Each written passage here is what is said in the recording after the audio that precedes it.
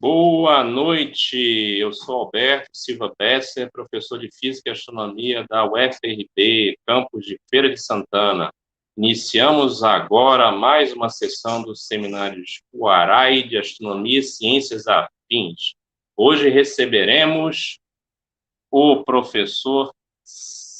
Eita, não era essa. É essa, pronto. O professor César Augusto Careta. O professor César Augusto Careta possui graduação em astronomia pela Universidade Federal do Rio de Janeiro, obteve o grau em 95, mestrado em astronomia e doutorado em astronomia pelo Observatório Nacional, onde ele conseguiu esses títulos em 1997 e 2002. Trabalhou no Museu de Astronomia e Ciências Afins, MAST, e no Instituto Nacional de Pesquisas Espaciais. Atualmente é professor pesquisador titular na Universidade de Guanajuato, espero que Cezinha me corrija depois, no México.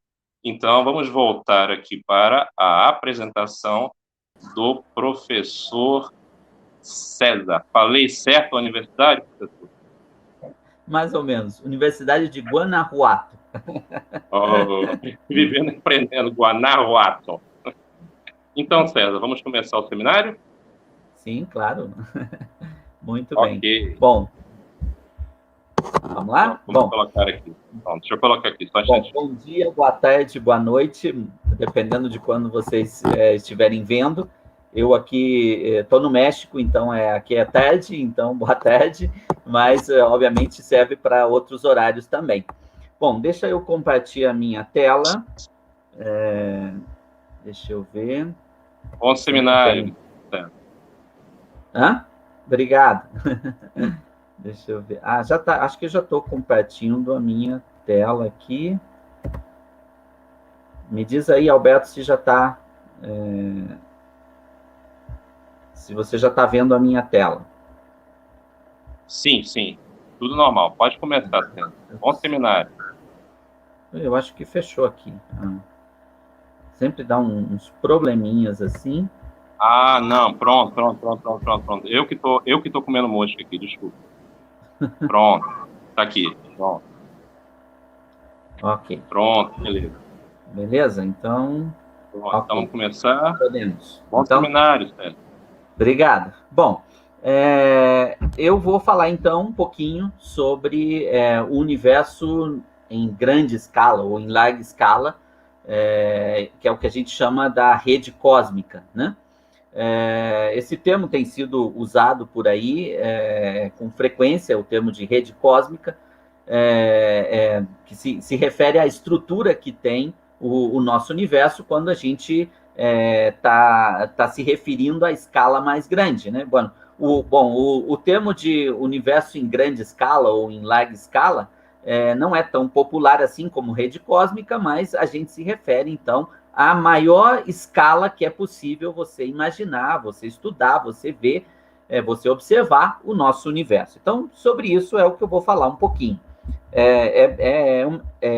Esse tema é um dos temas principais da minha pesquisa, então, vamos dizer, para mim bastante natural falar sobre isso e, obviamente, vocês podem fazer perguntas depois no final sobre o tema, no tempo que a gente vai ter para perguntas. Muito bem. Bom, eu vou falar, a apresentação, ela está dividida, tem uma primeira parte que eu vou estar falando principalmente de 3 pontos principais que a gente, vamos dizer assim, 3 perguntas principais que a gente faz para entender o universo como um todo, em grande escala. Bom, isso, quem estuda, a parte da ciência que estuda isso é a cosmologia. Então, são 3 perguntas fundamentais da cosmologia. Então, eu vou falar um pouquinho sobre o conteúdo do universo, sobre o espaço e sobre o tempo. Depois, eu vou falar um pouquinho sobre essa estrutura, realmente, sobre a rede cósmica. Então, vou falar um pouquinho como ela é e como ela se formou. Então, isso tem uma relação com as próprias galáxias. Eu vou rapidamente também falar um pouquinho sobre a influência dessa estrutura como sendo o ambiente das galáxias. Então, esse é onde eu vou terminar a explicação. Mas, digamos assim, de uma forma geral, eu vou falar da estrutura em grande escala, sobre o ponto de vista da cosmologia e da astronomia extragaláctica. Muito bem, então, quando a gente, em cosmologia, trata do universo, a gente está fazendo as perguntas o que, como e quando, principalmente. Né? Obviamente, a gente faz outras perguntas, mas essas são as mais fundamentais. Por quê? O que a gente se refere ao que contém, o que forma o universo. O como é como esse material está distribuído. E o quando é a questão da evolução do universo. Não? Como o universo, quando o universo surgiu, e como ele foi evoluindo com o tempo. Em termos mais teóricos, assim, mais formais, essas perguntas estão dentro do que a gente chama das equações de campo de Einstein. Eu vou colocar aqui as equações, não quero que se assustem as pessoas que não conhecem essas equações de campo de Einstein, mas vocês vão ver que não é tão complicado como pode parecer. Bom, as equações de campo de Einstein, elas estão relacionadas com esse tensor, que é esse G, que vocês podem ver aqui, e que ele, por definição, esse é um símbolo de definição, ele tem a ver com esses números aqui, que o primeiro é um tensor, que é chamado tensor de Hit, e o segundo é a curvatura escalar. Ou seja, traduzindo isso, esse G é simplesmente a geometria do espaço-tempo. As pessoas que já estudaram um pouquinho sobre a gravidade sabem que a gravidade, hoje, depois de Einstein, a gente considera ela como uma deformação do espaço-tempo gerada pela presença de matéria e energia, no caso, mas a matéria é mais importante nesse sentido. Então, essa geometria, digamos assim, esse pano de fundo onde se dá essa deformação, que é a gravidade, é justamente a geometria do espaço-tempo, que é dada nas equações de campo de Einstein por essas letrinhas, esses tensores que vocês veem aqui. Esse tensor de geometria, ele é igual, ele equivale a esse outro tensor que está de um lado. O último aqui é um caso à parte, é a constante cosmológica, isso tem toda uma história à parte, mas vamos concentrar-nos nessa parte que é o tensor de energia-momento. Bom, aqui é onde entra o conteúdo do universo, porque lembra que a gravidade ela é uma deformação que é gerada quando tem matéria e energia. Então, esse conteúdo é o que gera a deformação. Bom, da relatividade especial do Einstein, a gente sabe que a matéria e a energia elas estão relacionadas, né? Inclusive, tem situações em que uma pode se transformar na outra. Então, quando a gente fala energia, a gente está falando, de uma forma geral, de energia e matéria. Né? Então, o conteúdo do universo entra desse lado das equações. Traduzindo em miúdos, simplesmente o conteúdo do universo é o que gera as deformações no espaço-tempo. É exatamente isso que dizem as equações de campo de Einstein. São equações porque são tensoriais, então tem um tanto de componentes aqui, né? Mas, de forma simples, é isso. É a relação entre o conteúdo do universo e o tecido do espaço-tempo. Então, esse é nosso ponto de partida. Vamos começar, então, com o conteúdo do universo. O que existe no universo? Qual é esse material, essa matéria, essa energia, essa radiação? Bom, o que tem no universo? Bom, a gente já tem estudado isso há muito tempo, né, especialmente na área da cosmologia, mas também na física de partículas e em outras áreas da ciência, e há havido avanços importantes, principalmente mais ou menos no início desse século. Bom, mas esses avanços importantes se deram principalmente pela questão tecnológica, mas, obviamente, pelo próprio avanço do conhecimento, não? O avanço do próprio estudo da cosmologia. E a gente sabe hoje, a gente tem evidências fortes de que o universo está constituído de átomos, tá? Que é o que a gente está mais acostumado, mais familiarizado, que é justamente os átomos que compõem a matéria que a gente que formam nossos corpos, por exemplo, que formam o planeta, o Sol, etc. Isso equivale a mais ou menos uns 5% do que contém o universo.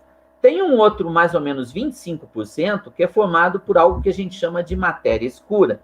E tem 70% que é formado por energia escura, segundo as evidências mais recentes. Aqui vale um comentário. Nas últimas semanas saíram alguns resultados recentes aí sobre isso, e existe a possibilidade de que não exista energia escura. Bom, isso é discutido desde o início, né? Mas existe possibilidade de que o efeito que a gente associa à energia escura esteja associado a uma espécie de um magnetismo da própria matéria escura. Então, bom, isso para vocês vejam que isso está em constante mudança. Cada vez que se vai descobrindo mais, se vai melhorando esses estudos. Mas vamos considerar aqui o quadro mais que a gente chama de mais aceitado, mais padrão, né, da cosmologia. E, bom, tem, obviamente, radiação, a energia em forma de radiação. E essa é muito pouquinha. Se a gente compara com a matéria toda do universo, ela dá quase zero. Obviamente não é zero, porque existe radiação. Mas ela, em termos digamos assim, em números equivalentes de massa, ela é muito pequena, tá? Bom, esses números, como eu disse para vocês, podem variar dependendo do tipo de abordagem que as pessoas fazem. Aqui eu mostro duas abordagens diferentes, todas duas válidas e respaldadas. Uma está mais baseada em estudos locais do universo, que estuda o movimento das galáxias, que estuda algumas propriedades das galáxias, coisas mais locais. E essa é baseada mais em coisas mais distantes, baseada numa coisa que a gente chama radiação cósmica de fundo, em resultados recentes de um satélite aí, um telescópio espacial que se chama Planck. Então, tem pequenas diferenças, mas o quadro geral é esse que eu estou mostrando para vocês aqui. Bom, como vocês podem ver, a maior parte do conteúdo do universo é escuro, né? Ou seja, é uma coisa que a gente ainda não conhece bem. O escuro aqui vem para dizer que a gente só supõe ou só tem evidências da existência, mas ainda não está explicado. Por isso a gente continua estudando bastante isso. E vou fazer um pequeno comentário aqui. As minhas transparências, uma parte estão em inglês, outra em português, outra em espanhol. Tudo que eu escrevi, eu procurei escrever em português, mas as figuras, como vêm de diferentes fontes, muitas vezes estão em outros idiomas. Espero que não seja um problema para vocês. Então, a gente tem aqui os átomos, a matéria escura e a energia escura, e a radiação. Então, bom, tirando essa componente escura, eu não vou tratar dela especificamente. O que eu quero explicar para vocês é mais sobre a parte observacional do universo, a parte que a gente pode ver, que a gente pode detectar diretamente. Então, disso se trata o que a gente vai falar, do universo que é observável. Bom, para entender melhor como é essa parte do universo que é observável, a gente precisa recorrer ao modelo padrão de partículas elementares. Ou seja, a gente já também avançou bastante no estudo da composição da matéria, e isso se faz numa área que se chama física de partículas, e a gente já, com vários tipos de estudos, em especial utilizando os colisionadores aí de partículas, mas utilizando também várias outras técnicas, por exemplo, detecção de raios cósmicos, etc. Tem um montão vamos dizer, de experimentos que nos permitem descobrir isso, e a gente já tem um quadro mais ou menos completo, que é esse modelo padrão, de como são distribuídas ou que tipos de partículas existem. Muito bem, nesse quadro aqui a gente tem, então, as já estabelecidas. A gente tem aqui, numa corzinha meio roxa, a gente tem o que a gente chama de quarks. São 6 quarks diferentes, e os quarks são as partículas mais massivas, mais robustas, são as que formam os prótons e os nêutrons, por exemplo. E a gente tem, do outro lado, as partículas leves, as que a gente chama de leptons. A própria palavra lepton significa leve, tá? Então, são partículas com pouca massa. E desse lado, a gente tem os bósons. Então, a gente vamos, para começar, dividir em duas partes. Vamos, desse lado, a gente tem as partículas que a gente chama de férmions, que são as partículas que têm spin fracional. Ou seja, spin é uma propriedade das partículas que, digamos assim, a grosso modo, podemos dizer que é uma espécie de rotação dessas partículas. Tá? Aqui, nessa tabela periódica aqui das partículas, a gente tem em cima aqui a massa, a carga e o spin, para vocês verem que é uma das propriedades fundamentais das partículas. Então, vocês podem ver que o spin de todas essas partículas que são fermiônicas é metade. Tá? Então, as partículas que têm spin fracional são chamadas de férmions. Bom, e do outro lado a gente tem os bósons, que são as partículas que têm spin inteiro. Tá? Então, o spin dos bósons pode ser 1 ou pode ser 0, no caso aqui especial do bóson de Higgins. Bom, tem outras particularidades dessas partículas. Por exemplo, algumas delas não têm massa, como é o caso do gluon e do fóton, tá? São puramente energia. E todas as outras têm massa, só que os quarks têm massa grande e os leptons massa pequena, tá? Na verdade, o bóson de Higgs é uma partícula que, no processo de formação dessas partículas, dá massa para elas.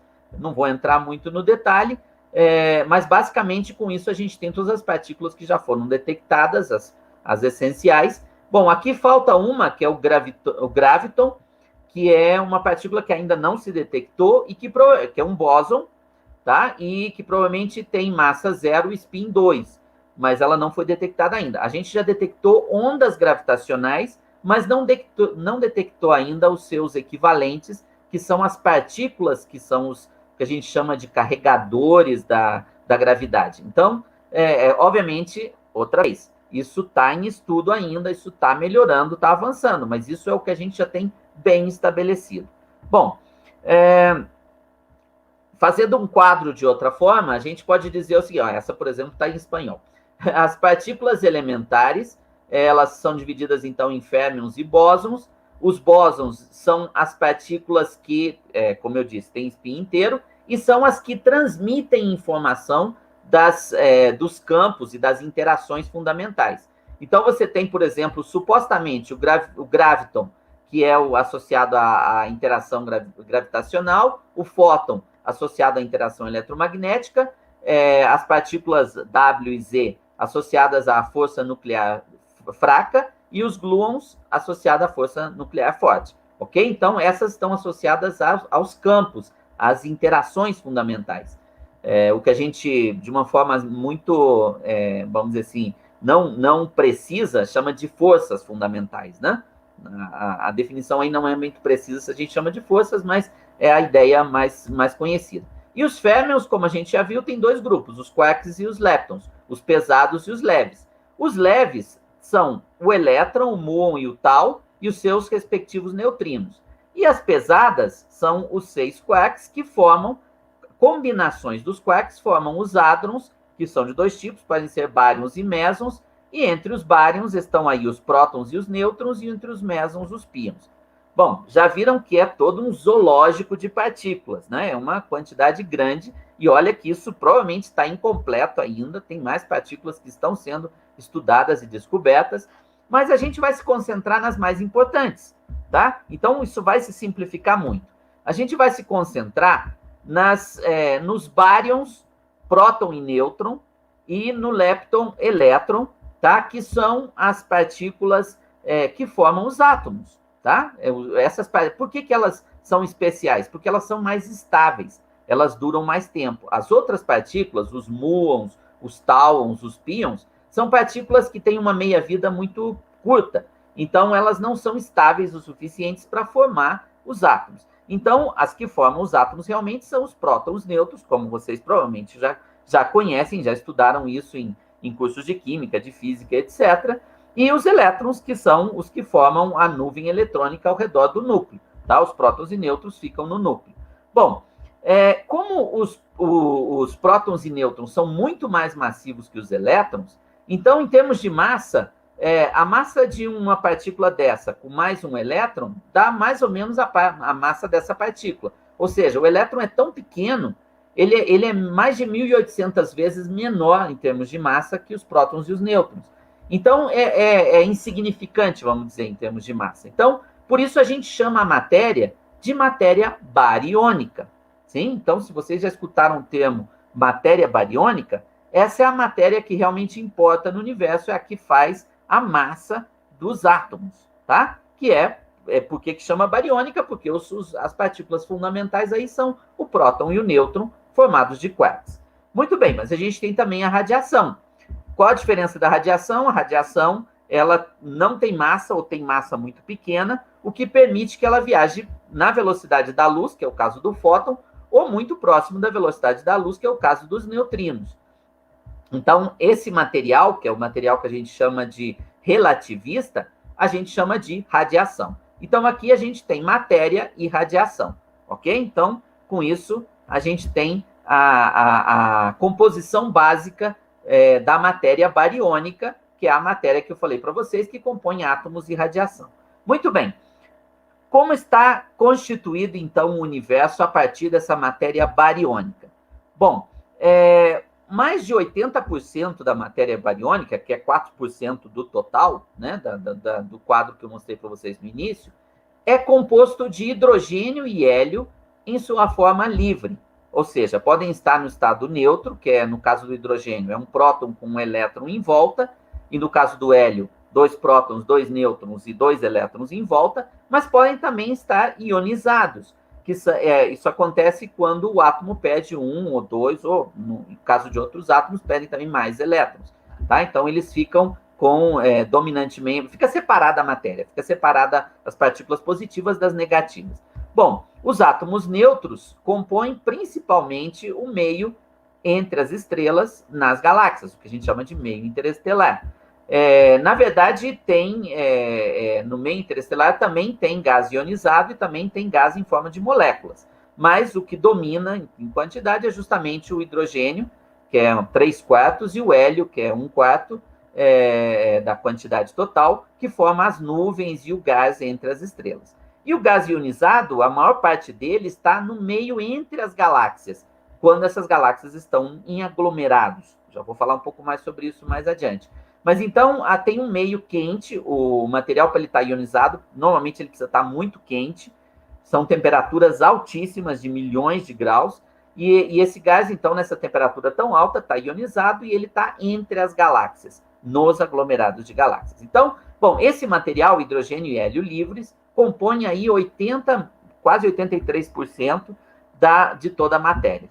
Tem um 10% da matéria em energia que é composto de hidrogênio e hélio, que não estão livres, assim, não estão formando nuvens, eles estão formando estruturas, estão formando estrelas, sim?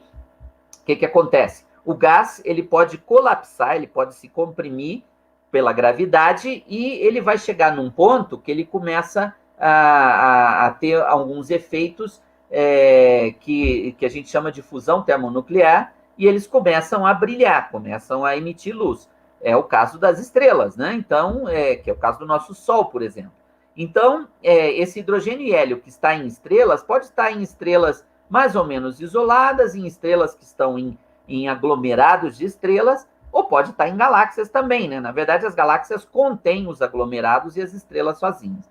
Então, nessa última imagem aqui, a gente vê uma galáxia parecida com a nossa, uma galáxia espiral, que tem aí seus aglomerados de estrelas e suas estrelas, além do gás neutro que eu comentei com vocês antes. E todas as estrelas que a gente vê em volta aqui, na verdade, são estrelas que estão aqui próximo da gente, são estrelas da nossa galáxia. Então, na verdade, tem muito poucas estrelas dispersas por aí. A maior parte das estrelas estão realmente em galáxias. Muito bem, isso é outros 10%. Seguindo adiante, a gente tem mais ou menos uns 6% de neutrinos. Recordam? Os neutrinos são matéria relativista, a gente pode tratar eles como radiação. A gente tem outro menos de 1%, que são todos os outros elementos químicos. Em astronomia, a gente chama eles de metais. Eles não são metais estritamente, mas a gente simplifica as coisas. Já viram que os astrônomos gostam de simplificar, né? A gente diz que o universo é composto de 3 elementos, basicamente: o hidrogênio, o hélio e todos os outros, que a gente chama eles de metais. Bom, esses outros elementos são os que formam, por exemplo, os planetas, os asteroides, os cometas, e também formam certas nuvens de pó que existem também no meio das galáxias, tá? E por fim, a gente tem aí os fótons, que eu já falei para vocês, que a quantidade é muito, muito pequena, tá?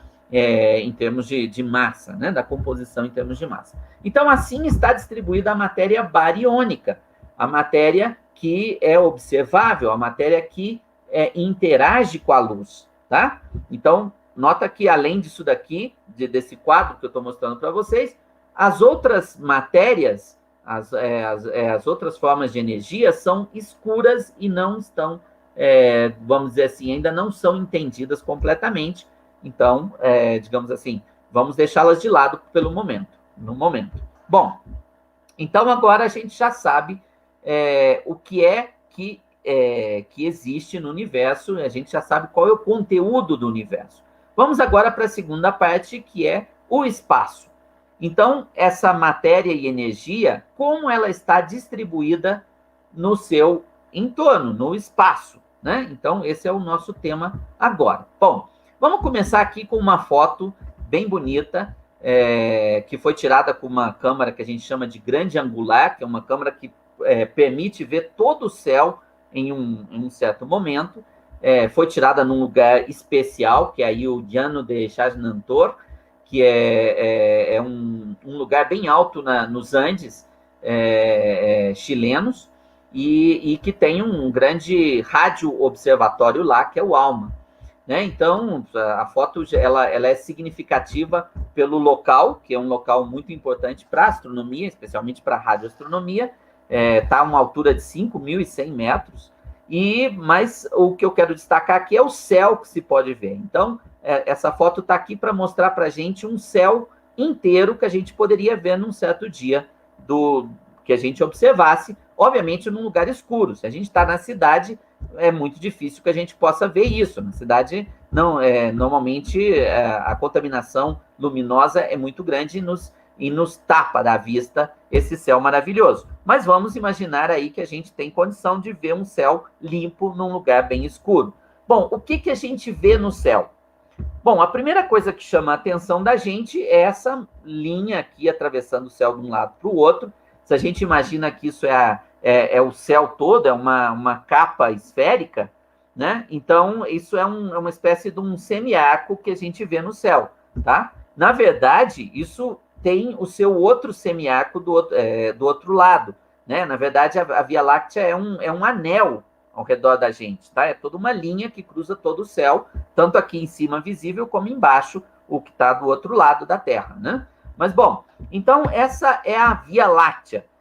A Via Láctea é a nossa galáxia. Nós somos seres que habitam um planetinha que é parte de um sistema planetário, uma estrela que a gente chama de Sol, e esse Sol está junto com outras 200 mil milhões, 200 bilhões, em português é 200 bilhões, de estrelas, então, que formam essa galáxia. Bom, outra coisa que a gente vê, eu vou tirar a galáxia aqui, não sei se vocês podem notar, mas tem uma região aqui que está um pouco brilhante, passando por esse ponto bem brilhante aqui. Isso daqui é o que a gente chama de luz zodiacal, tá? Essa é uma espécie de luz que é refletida por poeira que está no disco do sistema solar, no plano, no que a gente chama de eclíptica do sistema solar. Os planetas giram ao redor do Sol mais ou menos num plano. Esse plano se chama eclíptica. Mas também tem um montão de asteroides, cometas, e todas essas coisas deixam um monte de pó, né, de fragmentos pequenos, e esses refletem a luz do Sol, então deixa meio iluminado. Isso faz o que a gente chama de luz zodiacal. Bom, tem outras luzes aqui também. Por exemplo, aqui em cima tem uma luz meio verde, que é um resplendor, mas essa é uma luz aqui da nossa atmosfera. Então, não é nada que está fora da Terra. Bom, além dessas coisas assim, coisas mais grandes que a gente vê no céu, a gente vê coisas pontuais também, como nesse caso, nesse momento que se tirou essa foto, se estava vendo o planeta Vênus, né, que é um planeta do nosso sistema solar. Se vê um montão de estrelas, aqui eu destaco para vocês uma delas, que é a estrela Alpha Centauri, que é a estrela mais próxima do nosso sistema solar. a gente vê também além da Via Láctea, tem outras galáxias no céu. Nesse caso aqui, eu destaco para vocês a pequena nuvem de Magalhães, que é uma galáxia satélite da Via Láctea, que é facilmente visível, à vista a olho nu, no céu do sul. Bom, esse céu que vocês estão vendo aqui é mais ou menos isso daqui, mas só que, na verdade, tem a outra parte do céu do outro lado. Então, eu estou colocando aqui uma foto do céu inteiro para a gente ver. É como se fosse um mapa, como a gente faz os mapas da Terra, né? A Terra é uma esfera, né? Tem uma forma esférica. E a gente abre o mapa da Terra numa forma assim, ovalada, e a gente pode fazer isso com o céu também. Então, o céu está nessa forma ovalada aqui, e a gente vê claramente as estrelas formando a Via Láctea e algumas galáxias satélites, como a pequena nuvem de Magalhães, que eu já falei, e a grande nuvem de Magalhães. Bom, essa é a Via Láctea como a gente vê desde aqui da Terra, tá? A gente não está no centro dela, a gente está numa parte um pouco afastada do centro, e essa é a nossa visão daqui. A gente vê cada pontinho branco aqui é uma estrela. Eu já falei para vocês, são mais ou menos 200 bilhões de estrelas que formam a nossa galáxia, e essas estrelas se concentram um pouco mais numa região central, que é o bojo da galáxia, e a galáxia tem um disco, a gente está nesse disco. Bom, vamos imaginar agora que a gente pudesse sair da galáxia para ver ela, vamos dizer assim, entre aspas, para ver ela de cima. Bom, assim seria como a gente veria a galáxia de cima. Eu coloco entre aspas porque isso é uma ilustração. A gente não pode, a galáxia é muito grande, a gente não tem condição de sair dela para ver ela de cima, né, ou de baixo. Na verdade, no universo não tem cima e baixo. Esse é um conceito aqui ligado à Terra, mas, bom, de uma forma geral, ligada ao fato de que tudo cai ao centro da Terra, né? Mas, bom, não vou entrar nesse tema, mas assim seria a galáxia se a gente pudesse vê-la saindo dela, tá? O Sol, ele, como eu disse para vocês, não está na região central, ele está numa posição mais ou menos intermediária, tá? E desse disco que tem a galáxia. A galáxia tem um diâmetro bastante grande, mais ou menos 50, uma unidade que a gente usa muito em astronomia, que é o quiloparsec. 1 quiloparsec são mais ou menos 3.000 e poucos anos-luz, então a gente está falando aqui de mais ou menos 150 mil anos-luz, o Sol fica mais ou menos 8 quiloparsecs do centro da galáxia. Desculpa. Todas as estrelas que a gente vê no céu a olho nu, elas estão dentro desse circulinho aqui. Então, para a gente ver o resto da galáxia, a gente tem, obviamente, que utilizar telescópios, tanto aqui na Terra como no espaço. Bom, mas agora a gente vai fazer uma certa viagem, saindo mais ainda da galáxia. Vamos para mais longe da galáxia, porque o que a gente quer ver é a estrutura a grande escala do universo. A gente quer ir para o mais longe, mais grande do universo, que a gente possa ter informação, possa observar. Bom, aqui nessa representação, a gente tem a Via Láctea aqui no centro, e estão as galáxias satélites da Via Láctea. Aqui, por exemplo, a grande nuvem de Magalhães e a pequena nuvem de Magalhães, essas são imagens só de referência, são fotos realmente, são essas duas que estão aqui, mas tem várias outras. Aqui tem umas fotozinhas de algumas delas, essas são as mais brilhantes realmente, as outras são muito, assim, fraquinhas, é difícil de detectar. Na verdade, são muitas, são mais de 50 as galáxias satélites da Via Láctea, mas, digamos assim, cada vez elas são mais difíceis de ver e mais assim, apagadinhas. Bom, se a gente for mais longe ainda, a gente vai ver que a Via Láctea, com as suas satélites, tem uma vizinha, que é a galáxia de Andrômeda, que também tem suas satélites, tá? Aqui eu vou botar fotos para vocês verem. Aqui uma foto da Via Láctea, vista daqui, vista também da Terra. Andrômeda se vê como essa daqui, né? Ela se vê como uma coisa pequenininha no céu, que em lugares escuros e com boa acuidade visual, algumas pessoas conseguem ver a Andrômeda a olho nu. E tem uma terceira galáxia, que é satélite de Andrômeda, mas que é uma espiral também, uma galáxia grande, que é a galáxia do Triângulo. Então, essas são as 3 galáxias grandes que formam o que a gente chama de grupo local de galáxias. E além delas, tem mais umas 100, 150 galáxias satélites, que são galáxias anãs, que giram ao redor dessas galáxias, certo? Então, digamos assim, tudo que eu vou falar para frente de galáxias, eu me refiro a galáxias grandes, como a Via Láctea, Andrômeda e a do Triângulo, tá? Eu não vou falar mais de galáxias anãs, como essas pequenininhas aqui, porque essas a gente só vê aqui perto da gente, porque elas são muito pequenas realmente. Bom, algo interessante sobre esse sistema, que é formado pela Via Láctea e Andrômeda, é que essas duas galáxias grandes, elas giram em torno do centro de massa desse sistema, e então elas formam um sistema duplo, um sistema aí que está girando lá no centro de massa, entre as duas não tem praticamente nada, e elas giram em torno desse centro de massa, e giram com uma velocidade bastante grande. Só para vocês terem uma ideia, em termos da velocidade que a gente mede para Andrômeda, na nossa linha de visão, daqui onde a gente está em direção a Andrômeda, a velocidade é 120 km por segundo, a velocidade de acercamento, a velocidade de aproximação dessas duas galáxias. Isso significa que esse sistema não é estável, ele está se espiralando e, em algum momento, daqui a alguns bilhões de anos, essas duas galáxias vão se juntar e formar uma galáxia só. Bom, mas não vamos também entrar muito nesse detalhe. Vamos agora um pouco mais longe. Bom, nessa caixa que eu estou mostrando para vocês aqui, estão representados como bolinhas negras aqui, galáxias. Cada pontinho aqui é uma galáxia. E aqui no centro está a Via Láctea e Andrômeda. Bom, aqui ainda está representadas satélites.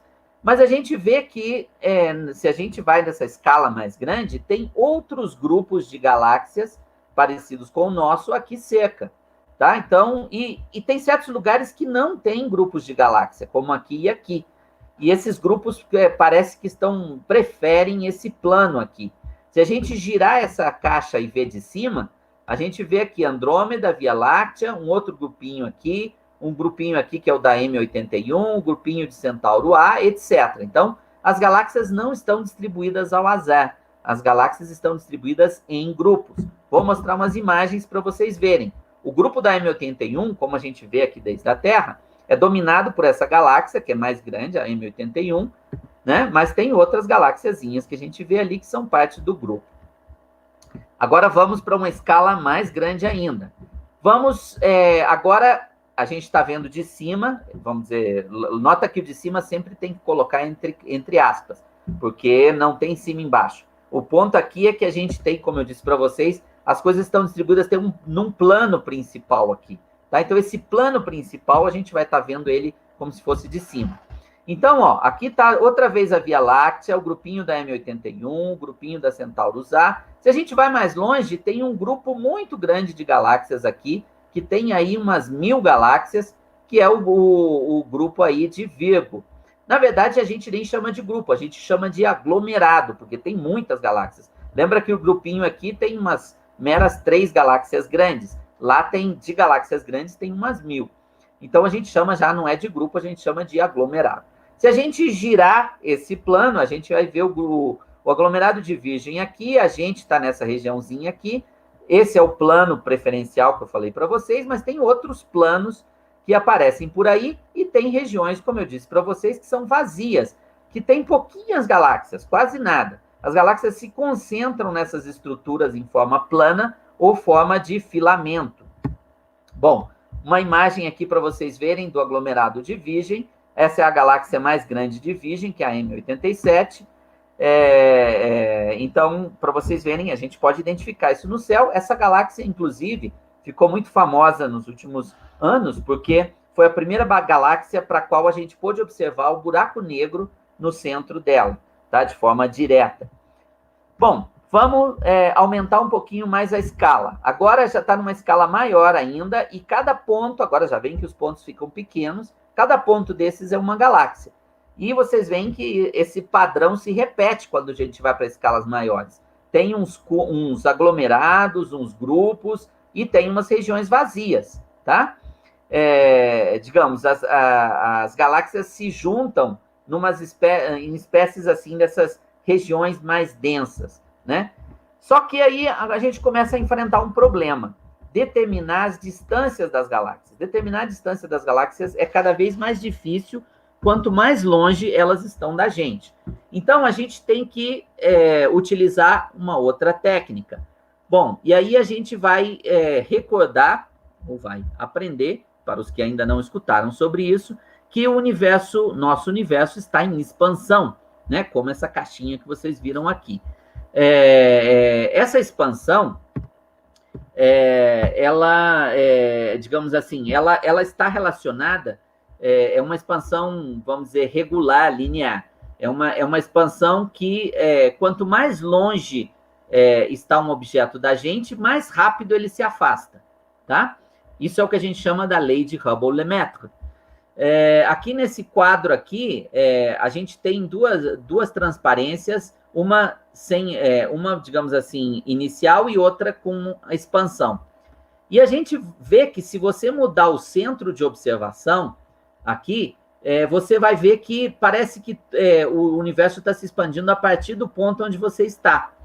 Né? Então, isso é interessante. Olha, agora se colocou nesse ponto, parece que o centro da expansão é aqui. Ou seja, embora o universo se expanda em todas as direções, de igual forma, parece ser que ele está expandindo a partir de onde a gente está observando. Então, no caso, a gente está observando aqui da nossa galáxia, parece ser que ele está se expandindo a partir daqui. Mas, na verdade, ele se expande em todas as direções. Bom, então isso é um conceito importante, o conceito de que o universo está em expansão. A gente já sabe disso, já tem praticamente 100 anos, e a gente tem muitas evidências de que o universo é assim, que está em expansão, e então já está bem estabelecido isso. Bom, mas tem outra coisa que eu quero, que eu vou precisar recordar com vocês, ou explicar para vocês, que é uma coisa que a gente chama de efeito Doppler. Aqui a gente tem um carrinho que está emitindo um som. A gente nota que se o carrinho estiver em movimento, as ondas que antes estavam regularzinhas, elas começam a se comprimir na direção que vai o carrinho e se expandir na direção contrária, tá? Isso vale para qualquer onda. No caso aqui é sonora, mas para a luz também vale, tá? No caso do som, todo mundo já vivenciou isso. Por exemplo, quando tem alguma coisa que emite som e que se está aproximando da gente, cada vez vai ficando maior a frequência do som e mais agudo. E quando está se afastando, vai ficando mais grave. Por exemplo, uma ambulância. Se a ambulância se aproxima, vai ficando mais agudo o som. Se afasta, vai ficando mais grave. Bom, esse é o efeito Doppler. O efeito Doppler, quando a gente utiliza a luz, ele permite que a gente meça a velocidade das galáxias, tá? Porque a gente pode saber o quanto essa luz se comprimiu ou se expandiu aqui e vai saber qual é a velocidade das galáxias. Essa velocidade, digamos, a gente pode dizer que é o seguinte, a velocidade essa que a gente, na verdade não é a velocidade de Hubble, é a velocidade que a gente observa da galáxia. Ela é uma fração da velocidade da luz, tá? Por quê? Porque a gente está utilizando a luz como referência. E essa fração da velocidade da luz tem a ver com a frequência, ou no caso da luz também a gente pode dizer em comprimento de onda, o quanto ela é comprimida ou exprimida. Isso está nessa equação aqui, eu não vou entrar muito em detalhe, mas basicamente o que eu quero que vocês saibam é que, utilizando o efeito Doppler, a gente pode medir a velocidade das galáxias. Basicamente é isso, porque a gente sabe que o universo está em expansão e segue essa lei de Hubble aqui. Muito bem. O ponto é que tem algumas galáxias mais próximas da gente que, além das velocidades, a gente mede também as distâncias. Então, é o seguinte, a velocidade que a gente mede é a velocidade de expansão mais a velocidade que a galáxia tem em qualquer direção, que a gente chama de velocidade peculiar. A velocidade de Hubble, a de expansão, desculpem, está relacionada com a distância. A gente mede essa velocidade. A gente, se medir também a distância, a gente pode medir essa parte e aí a gente pode descobrir qual é a velocidade peculiar, a velocidade própria da galáxia que a gente está observando, que a gente tem para ela velocidade e distância. Por que eu estou dizendo isso? Porque isso nos permite fazer mapas da distribuição de material, da distribuição da matéria bariônica no universo. Isso ainda não é possível para distâncias muito grandes, só para coisas mais próximas. mas a gente pode fazer um mapa como esse que vocês veem nessa imagem. Aqui, essas linhas, os pontinhos brancos são galáxias. As linhas brancas são trajetórias, tá? Então, cada ponto tem uma linha representando para onde vai se mover essa galáxia no futuro, tá? Então, quando a gente vê um conjunto de linhas assim, de trajetórias, que são limitadas, tá?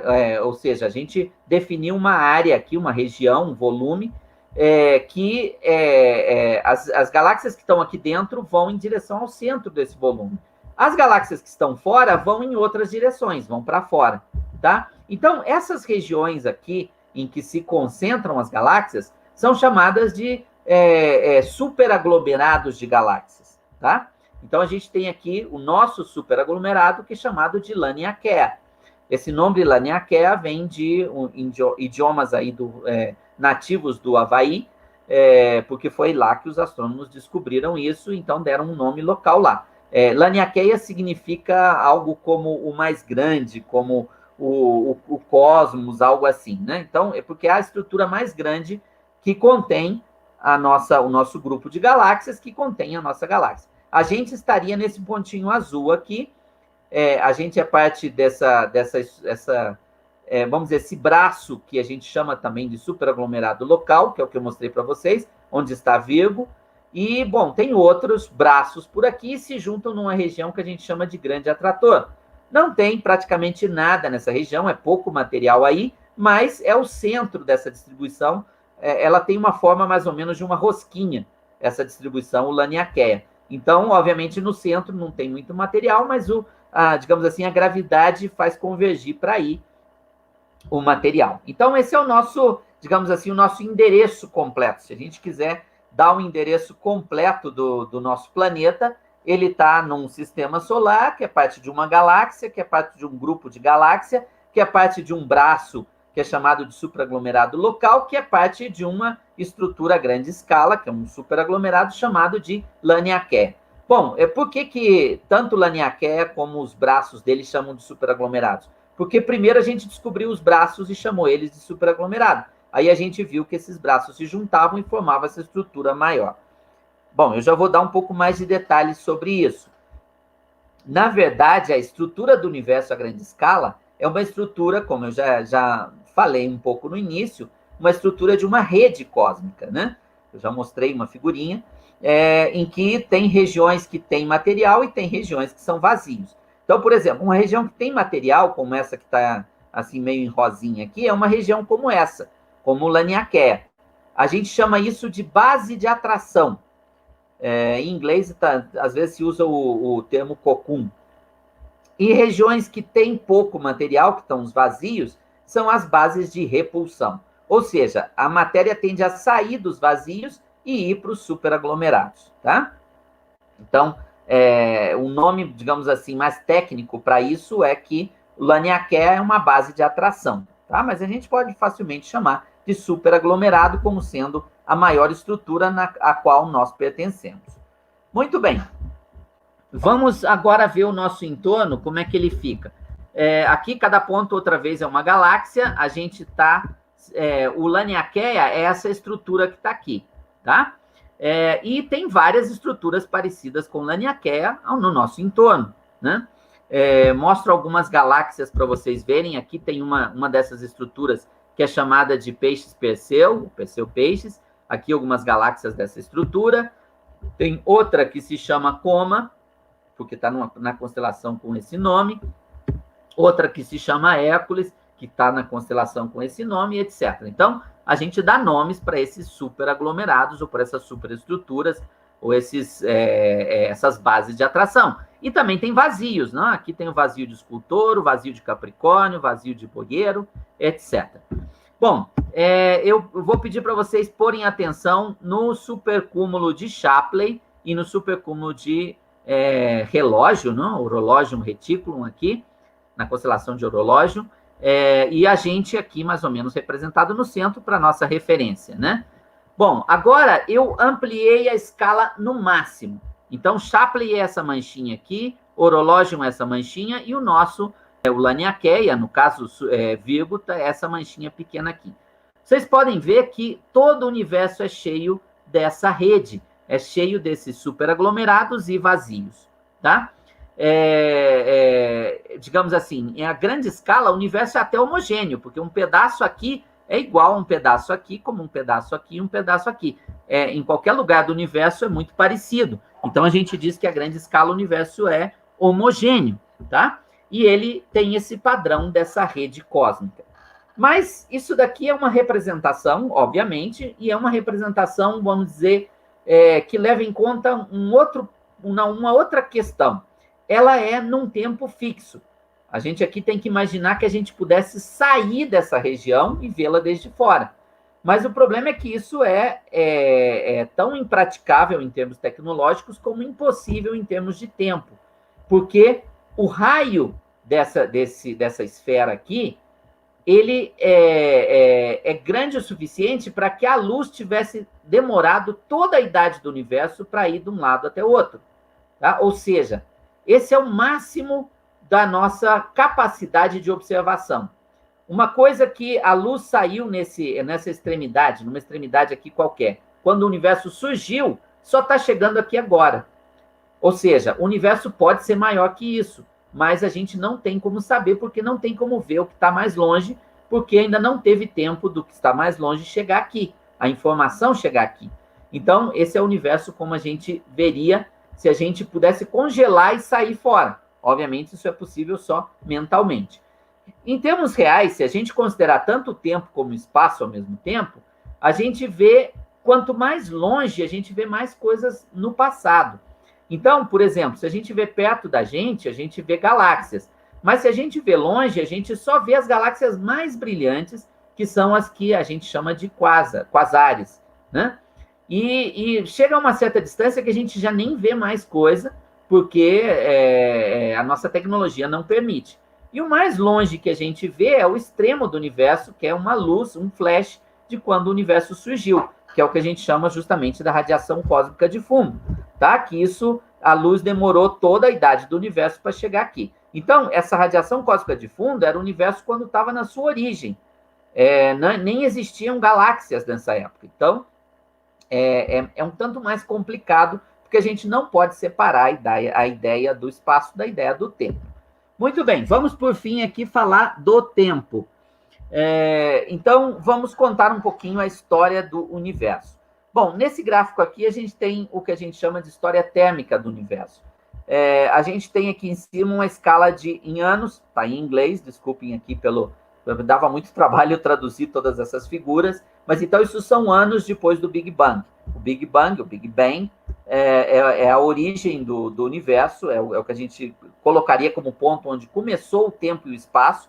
E aqui a gente tem 400 mil, a gente tem 0,1 bilhão, 1 bilhão, até 13,8 bilhões de anos, que é a idade atual do universo. Bom, aqui o universo tem uma expansão muito grande no início, que a gente chama de inflação. Tem essa radiação cósmica de fundo que eu falei para vocês, que é o flash, que é a última coisa que a gente vê. O que está mais para trás desse flash a gente não é capaz de ver. E teve uma época que o universo era escuro e depois o universo formou galáxias e a gente tem um universo cheio de galáxias de hoje. Bom, eu vou separar essa história em duas partes. Primeiro, eu vou falar do mero início do universo, esse pontinho aqui. Bom, nesse pontinho, aqui o tempo é contado em segundos. Então, vai desde algo como 10 a menos 50 segundos até um segundo, vamos dizer, mais ou menos. Então, aqui tem umas etapas em que se formaram as interações fundamentais. No início, só existia uma dessas forças, né, entre aspas. Era uma força, digamos assim, todas as três interações fundamentais, 4 interações fundamentais estavam numa só. Até que chegou um ponto que se separou a gravidade. Foi nesse ponto aqui que se separou a gravidade, então existiam no universo 2 forças. Depois teve um ponto que se separou uma mais, que foi a força fraca, né? A forte, perdão. Primeiro foi a forte. E depois se separou, por último aqui, se separou a fraca da eletromagnética. E aí o universo, a partir desse ponto, passou a ter 4 interações fundamentais. Bom, vamos para outra parte. Bom, isso daqui tem uma partezinha um pouco depois disso, que é a formação dos núcleos de átomos. Aqui é quando formaram os átomos, os núcleos de hidrogênio e hélio. Isso foi entre 10 milissegundos e 3 minutos depois do Big Bang. Bom, vamos para essa segunda parte. Essa segunda parte, que é todo o restante aqui, a gente divide em 3 eras. A era de dominação da radiação, a era de dominação da matéria e a era da dominação da energia escura, que é a era que a gente está agora. Bom, isso tem a ver com a densidade. Na era de dominação da radiação, a densidade da radiação era dominante. Na da matéria, quem domina é a matéria, e na da energia escura, quem domina agora é a energia escura, supondo que a gente está no caminho correto. Bom, essas duas figuras aqui se conectam nesse ponto que eu estou mostrando aqui, tá? Em mais ou menos 300 anos, né? 300 anos está aqui, e 300 anos é aqui, dentro da era da radiação, e aqui já a escala está em logaritmo de tempo, em anos. Por isso que são duas escalas diferentes. Mas, bom, tem um ponto importante aqui, que é quando foi a transição entre a primeira e a segunda era, que se deu aqui um pouco antes da radiação cósmica de fundo. E a outra transição se deu aqui bem mais agora, aqui mais ou menos, quando o universo tinha uns 10 bilhões de anos, mais ou menos.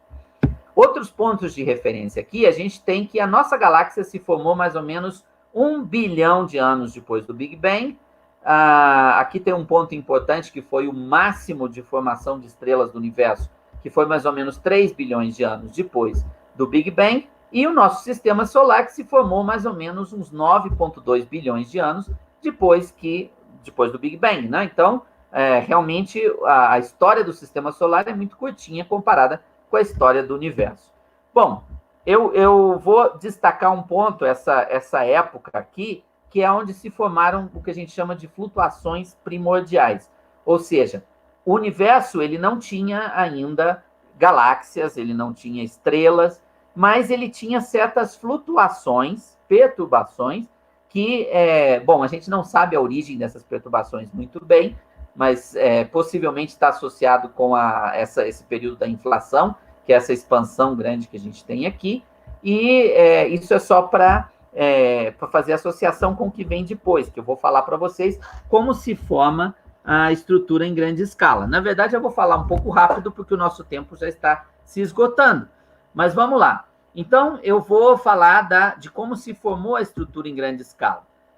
Eu vou ter que falar rápido por causa do tempo, mas basicamente é o seguinte: essas flutuações, elas eram pequenininhas e depois elas foram crescendo, tá? Crescendo até o ponto de formar estrelas, galáxias e as próprias estruturas, os próprios superaglomerados. Não vou entrar muito em detalhe, mas porque não vai dar, mas o ponto é que essas flutuações cresceram, e a forma da gente descrever essas perturbações é a partir de um modelo que a gente chama de aproximação de Zeldovich. E a característica principal dessa aproximação de Zeldovich, eu não sei bem como falar o nome, russo, né?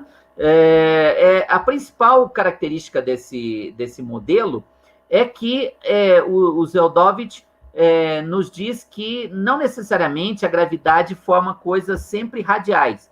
Não necessariamente as coisas se formam sempre em direção ao centro.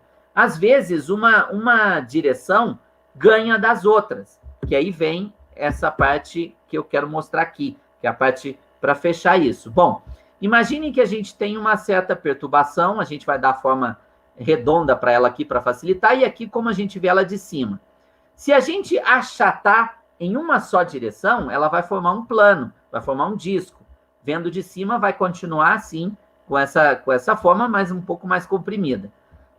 Se a gente comprimir agora esse disco em outra direção, né, ou seja, vendo de cima a gente está comprimindo assim, ele vai formar uma coisa cilíndrica, tá? E se a gente comprimir agora esse cilindro, ele vai formar algo que agora sim ele colapsou em 3 direções e formou um nozinho, formou uma coisa colapsada em 3 dimensões, que é uma coisa mais ou menos esférica, mas comprimidinha, tá? Isso tudo se dá por ação da gravidade. E isso é o que faz a estrutura a grande escala. A gente tem essas coisinhas vermelhas, essa aqui é uma simulação, que são os nós, que formam justamente os sistemas de galáxia, que são os aglomerados e os grupos que a gente falou antes. Essas coisas azuis aqui são as que têm essa forma alongada, a forma de um cilindro, que são os filamentos. Essas coisas que estão em verde aqui são a que a gente chama de paredes, são as coisas que têm a forma de disco. E as coisas, o que ficou para trás, os vazios, as zonas de repulsão que eu falei para vocês, são essas que estão marcadas aqui em cor de laranja. Então, na nossa, agora a figurinha que eu pus no início, que é uma simulação também, mas que deixa mais clara essa ideia da estrutura a grande escala, da rede cósmica, a gente tem aqui galáxias, que são os pontinhos mais brilhantes aqui nessa estrutura, tem milhões de galáxias nessa simulação. Quando as galáxias se juntam, formando uma estrutura que pode ser pequena como um grupo ou grande como um aglomerado, né? Então, formam os sistemas, que são já as estruturas, essas sim são as estruturas também colapsadas em 3 dimensões.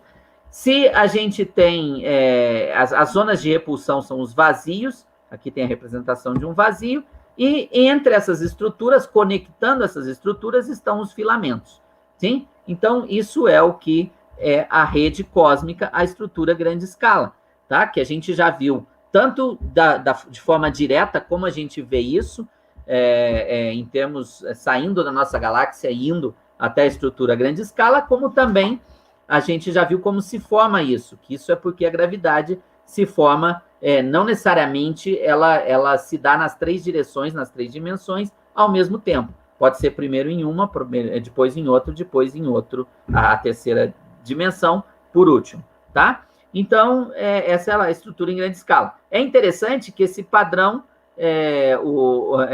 a gente estava comentando sobre isso um pouco antes da apresentação.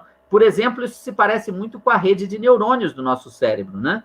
E sim, tem certos padrões que se repetem na natureza e tem, muitas vezes a gente encontra a relação entre eles e são propriedades físicas que fazem com que esses fenômenos diferentes, em diferentes escalas na natureza, tenham padrões similares. No nosso caso aqui, a estrutura a grande escala do universo, ela tem essa forma de rede cósmica. Só para fechar, finalmente, eu comentei rápido que essas galáxias, se elas estão em sistemas, se estão em filamentos ou se estão em vazios, elas podem ter evolução diferente. A gente estuda isso, estuda o quanto esse ambiente influi na evolução das galáxias. Isso é um tema bastante interessante também, saber se estar em lugares diferentes do universo, em lugares com diferentes estruturas, isso influi em como se formam as galáxias e como se formam as estrelas. Então, bom, isso era o que eu queria comentar com vocês sobre a rede cósmica e a estrutura em grande escala do universo. É isso, Alberto.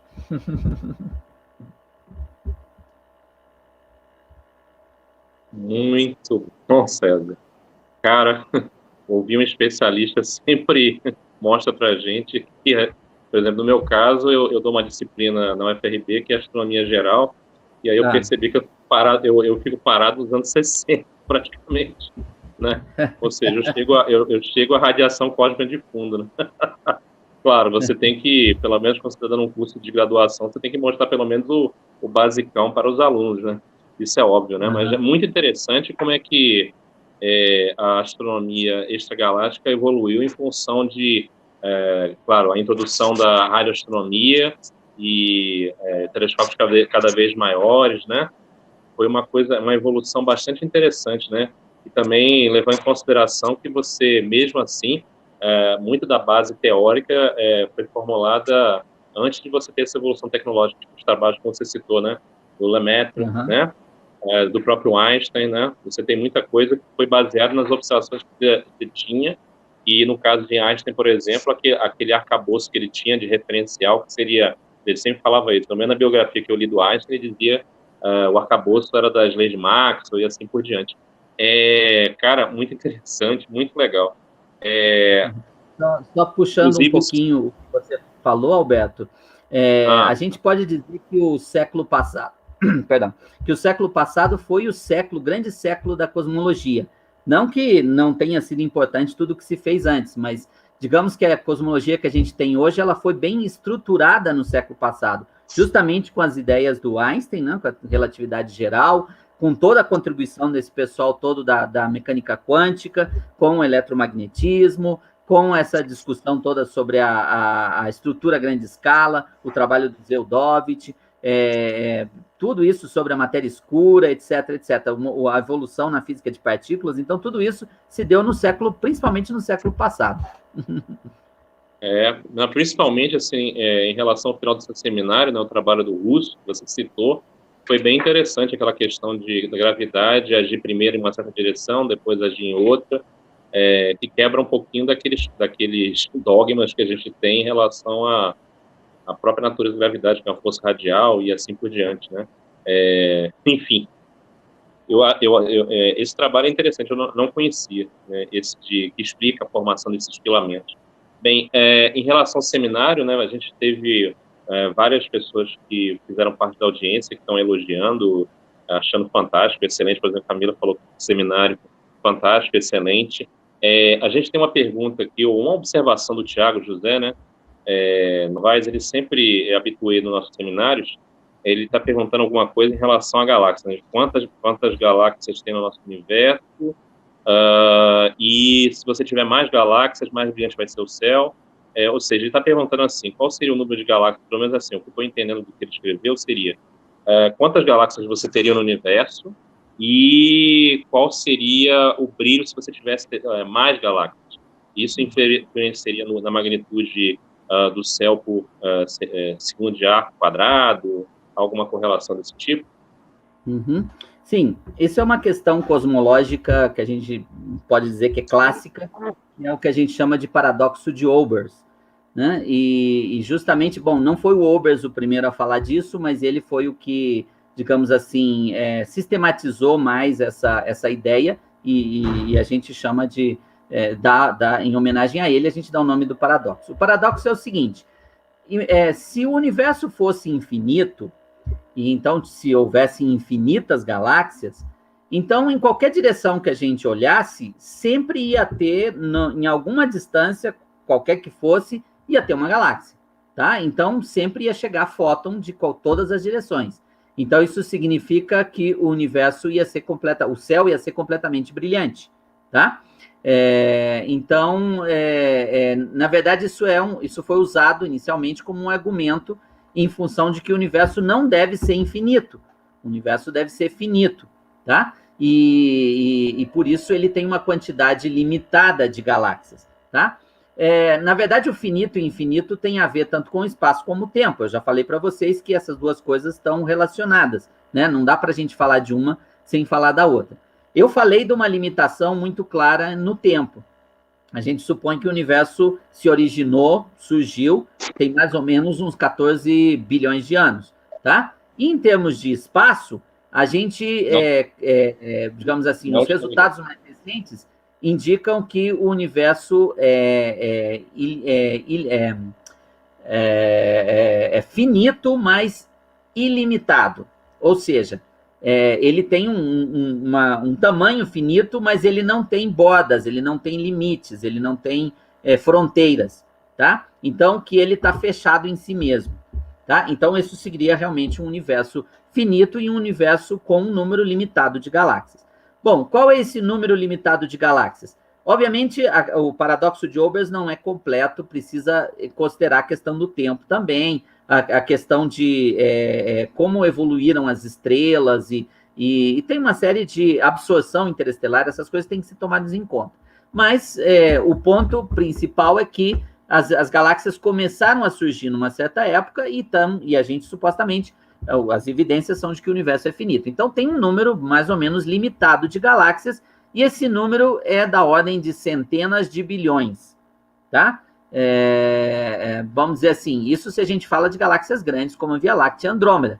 Se a gente considera também as galáxiazinhas anãs, pode multiplicar esse número aí por 100, ou até mais. Então, realmente o número de galáxias do universo é muito, muito, muito grande, tá? Mas é um número limitado, sim. Ok?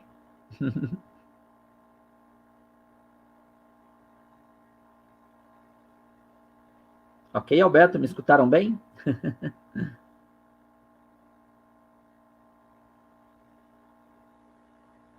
Parece que o Alberto teve um probleminha de conexão.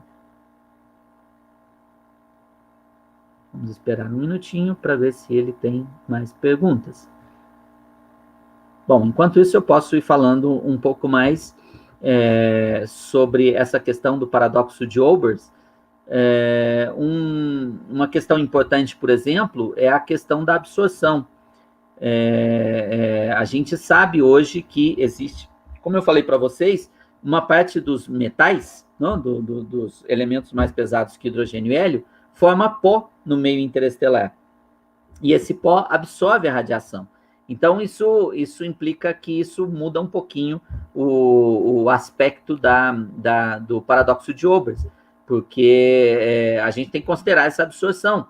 Então, na verdade, mesmo que o universo fosse infinito, se tem certas regiões que tem muita absorção, a gente não veria luz. Então, esse é um outro tema que tem que se considerar. A discussão sobre o paradoxo de Olbers atualmente é bastante grande. A gente já, na verdade, para concluir essa questão do paradoxo de Olbers, a gente pode tirar desse paradoxo que o universo está em expansão, por exemplo. Isso sai diretamente do paradoxo, a gente pode chegar a essa conclusão. Tá de volta, Alberto? Cara, problemas técnicos, caiu a internet aqui, cara. Que mico, okay. Mas fazer o quê? Às vezes acontece, né? Infelizmente acontece. Aconteceu, mas vamos lá, vamos dar uma sambadinha e voltar para as questões. Bem, eu estava reparando que você, quer dizer, eu consegui ficar logado, reparei que você estava falando sobre a questão do Tiago ainda, né? Estava explicando o Olbers e depois explicou a questão do número de galáxias, né? Isso, pronto. Deixa eu ver aqui. Sim. Uma pergunta surgiu agora, que é do Edivaldo. Ele pergunta, Edivaldo Pereira Queiroz, ele pergunta: existe uma possibilidade de máxima expansão do universo e começo de retração? Ok. Essa é uma outra questão importante da cosmologia, que tem sido muito discutida ao longo dos últimos 50 anos, mais ou menos, em especial, bom, desde antes, mas em especial nesse período. E quando a gente não tinha essa noção de energia escura, a gente imaginava que só importava a expansão intrínseca do universo e a quantidade de matéria que estava dentro do universo, tá? Então, por quê? Porque em grande escala o que importa, a interação importante é a gravidade. Vocês deve ter ficado claro para vocês que, basicamente, eu não falei de eletromagnetismo ou de forças nucleares, porque as forças nucleares, elas importam para unir os átomos, para formar os átomos. E o eletromagnetismo, ele, em grande escala, ele é pouco significante. Digamos assim, nessas escalas que eu estou falando, escala do universo como um todo. Então, o que importa aí é a gravidade. Então, a ideia era, se tivesse muita matéria no universo, a expansão ia parar em algum momento e ia voltar. O universo ia recolapsar, tá? Inclusive, as pessoas falavam de universos que oscilavam, né? Expande e contrai, expande e contrai, expande e contrai, né? Mas aí apareceu uma componente nova, que a gente descobriu a partir do final dos anos 90, que o universo está em expansão acelerada. E é justamente daí que vem a ideia da energia escura. Ou seja, parece ser que numa etapa mais recente do universo, uma outra componente, que não é a matéria, que não é a que gera a gravidade, ela está fazendo com que o universo se expanda cada vez mais rápido. Então, isso vai em contra da ideia de um recolapso, né? Isso implica que o universo, se isso estamos bem, aparentemente a gente está bem nesse caminho, mas ainda falta explicar o que é energia escura exatamente, mas nesse sentido, o universo não vai recolapsar, o universo vai continuar se expandindo e vai se expandir cada vez mais rápido. Isso implica que vai chegar num ponto em que as coisas vão estar tão distantes umas das outras que já não vai ter interação. Isso vai impedir que se formem novas estrelas, porque o material já vai ter sido convertido, mudado sua química, transformado em buracos negros, etc. Várias coisas que vão passando e material novo não vai poder chegar porque não tem contato. tá? Então o universo vai terminar frio, porque cada vez que ele se expande mais, a energia se dilui mais e o universo fica mais frio. O universo atualmente tem uma temperatura de menos de 3 graus Kelvin, tá? Isso é muito, muito frio. Para quem não conhece a escala Kelvin, o 0 Kelvin é mais de menos 273 graus centígrados, né? 273,2, alguma coisa assim. E então, ou seja, se estamos falando de 3 graus Kelvin, estamos falando de menos 270 graus centígrados. Essa é a temperatura do universo como um todo. E isso vai esfriando, esfriando até, digamos assim, nunca vai chegar no zero, porque não vai desaparecer a energia do universo, mas vai aproximando do zero e o universo vai terminar frio, tá? Essa é a ideia, tá? Se confirma tudo isso que a gente está encontrando hoje em dia, não vai ter um recolapso e o universo vai se expandir cada vez mais rápido até esfriar completamente, ok? É a famosa morte térmica do universo, né? Isso. Acho que tem umas dúvidas aqui, mas acho que tem uns questionamentos que eu posso fazer que são interessantes, né? Talvez as pessoas... eu acho que tem um colega seu aqui, Johann Manuel Zuniga Colasso. Sim. Pode comparar a expansão do universo com a expansão de um gás livre em uma casa? Ok, muito boa pergunta. O Johann é um aluno de doutorado aqui do México, ele é da Colômbia, está fazendo doutorado comigo aqui. Bom, um abraço aí, Johann. Bom, se você pode considerar como um gás em expansão, é um pouco diferente o conceito, porque se você imagina um gás dentro de um contenedor, dentro de um recipiente, já quebra essa analogia, né? Porque a gente está falando de algo que não tem um recipiente, tá? O universo não tem algo que o contenha, tá? E essa expansão, uma outra diferença que tem é que a expansão é a expansão do próprio espaço-tempo, não é a expansão do gás. Então, digamos assim, se você tem um gás, o gás, pela energia que ele tem, pelas velocidades das partículas, ele tende a se expandir, né? Quanto mais quente, mais energia tem as partículas desse gás e mais ele se expande. Mas ele se expande num universo fixo, tá? Porque a gente, digamos assim, na escala do gás de laboratório, a expansão não é importante, tá? Então, aí a gente tem um universo, vamos dizer, fixo, em que o gás está se expandindo. Agora, quando a gente fala do universo como um todo, na verdade, não é as galáxias que têm uma energia que vai fazer que elas se afastem. Na verdade, é o próprio tecido do espaço-tempo que está se expandindo, tá? Então, digamos assim, em termos, não são coisas equivalentes, embora, obviamente, a gente pode utilizar formalismos similares, tá? Isso tem certas similaridades que podem ser tratadas, mas não são conceitos, digamos assim, equivalentes, ok? César, eu vou fazer algumas perguntas que eu acho que talvez não tenham sido formuladas, mas deve ser dúvida da audiência, né? Por exemplo, você podia definir o que é energia e matéria escura? Ok. Bom, eu falei que não ia entrar nesse campo, porque eu ia estudar para outros seminários só sobre o tema, mas é basicamente o seguinte, eu falei para vocês de duas componentes que são as que a gente observa, tá? Então, essas duas componentes são o que formam os átomos, né, que é a matéria bariônica, e a radiação, né, que são os fótons, os neutrinos e tal. Então, isso forma, como eu disse, só uns 5% mais ou menos de todo o conteúdo do universo. Tem um outro 25% que é matéria escura. Bom, ela é chamada de matéria escura. Matéria porque ela se comporta como matéria. Ela tem uma influência grande em termos de gravidade, tá?